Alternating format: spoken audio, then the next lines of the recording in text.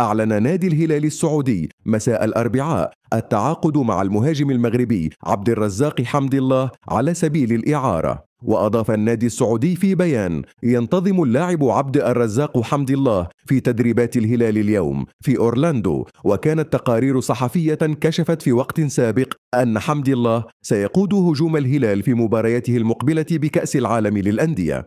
وأفادت صحيفة عكاظ الرياضية بأن النادي السعودي وقع عقدا مع حمدي الله على سبيل الإعارة للمشاركة مع النادي في كأس العالم للأندية المقام في الولايات المتحدة. وأوضحت الصحيفة أن المفاوضات بين فريقي الهلال والشباب الذي يلعب له حمد الله لم تستغرق وقتا طويلا، إذ انطلقت في الساعات المتأخرة من مساء الثلاثاء. واعتبر متابعون ومحللون الصفقة بمثابة مفاجأة من العيار الثقيل.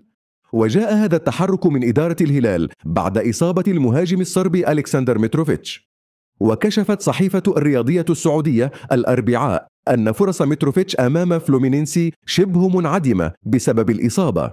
وسيواجه الزعيم السعودي فريق فلومينينسي البرازيلي على ملعب كامبينغ وورلد في أورلاندو الجمعة لحساب دور ربع النهائي. وكان الهلال السعودي حقق انتصارا تاريخيا على مانشستر سيتي الإنجليزي في دور 16 بعدما فاز عليه بنتيجة 4-3.